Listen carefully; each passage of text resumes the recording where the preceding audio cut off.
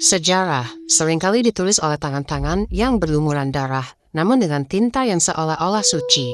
Selama berabad-abad, narasi dunia telah disuapi oleh dongeng tentang penemuan benua Amerika oleh Christopher Columbus pada tahun 1492. Namun, mari kita bedah realitas yang sengaja disembunyikan di balik jubah pahlawan penjelajah tersebut. Apa yang mereka sebut sebagai penemuan sebenarnya adalah awal dari invasi paling biadab, paling rakus, dan paling luas dalam sejarah peradaban manusia. Benua Amerika tidak ditemukan, tapi ia dirampas. Benua itu tidak kosong. Ia dihuni oleh jutaan manusia dengan peradaban, hukum, dan kearifan yang jauh lebih luhur daripada para pendatang yang mendarat dengan kapal-kapal kayu yang membawa penyakit dan kebencian. Narasi besar tentang Columbus adalah kebohongan intelektual pertama yang harus kita runtuhkan. Para penjajah Eropa ini datang dengan mentalitas terra nullius, yaitu tanah tak bertuan. Mereka menganggap bahwa jika sebuah tanah tidak dikuasai oleh penguasa Kristen Eropa, maka tanah itu dianggap kosong secara hukum. Ini adalah manifestasi awal dari karakter asli bangsa penjajah, yaitu ketidakmampuan untuk menghargai eksistensi manusia lain yang berbeda dari mereka. Saat Columbus mendarat di Kepulauan Bahama, dia disambut oleh suku Arawak dengan keramat tamahan yang luar biasa. Namun apa yang ditulis Columbus dalam buku hariannya? Dia tidak menulis tentang keindahan budaya mereka, melainkan menulis, mereka tidak memiliki senjata dan sangat pengecut. Dengan 50 orang, kita bisa menaklukkan mereka semua, dan membuat mereka melakukan apa yang kita inginkan.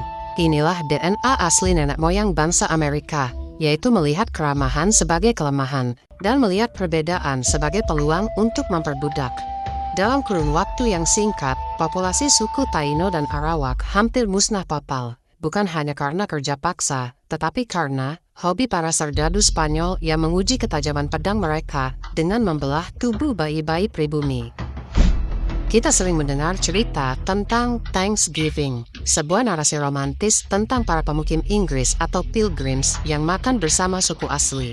Namun sejarah asli adalah horor yang nyata. Suku asli Amerika seperti Wampanoag adalah pihak yang menyelamatkan para penjajah ini dari kematian akibat kelaparan di musim dingin yang ganas. Tanpa bantuan teknologi pertanian lokal dari penduduk asli, nenek moyang bangsa Amerika ini hanyalah tumpukan mayat yang membusuk di pesisir timur. Namun bagaimana mereka membalas budi?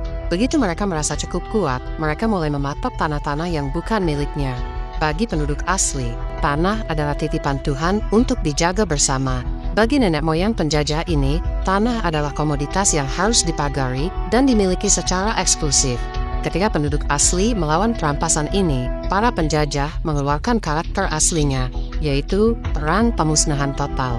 Perang Pequot pada tahun 1637 adalah bukti yang nyata.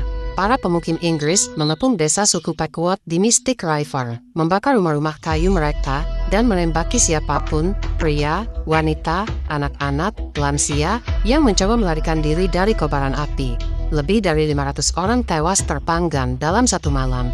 Inilah cara mereka merayakan kemenangan dengan pembersihan etnis yang dibungkus dengan doa-doa syukur kepada Tuhan.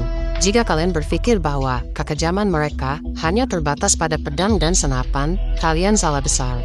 Nenek moyang bangsa Amerika ini adalah pionir dalam penggunaan senjata biologis untuk memusnahkan ras manusia lain. Salah satu bukti paling tak terbantahkan adalah surat menyurat antara Jenderal Inggris Geoffrey Amherst dengan bawahannya, yaitu Kolonel Henry Bouquet, selama pemberontakan Pontiac pada tahun 1763. Amherst secara eksplisit menyarankan, mungkinkah kita mengirimkan penyakit cacar atau smallpox kepada suku-suku India yang tidak puas itu?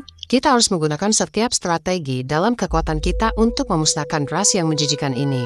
Taktik ini dijalankan dengan sangat licik. Mereka memberikan selimut-selimut yang sebelumnya digunakan oleh pasien cacar di rumah sakit militer kepada para pemimpin suku asli sebagai hadiah perdamaian.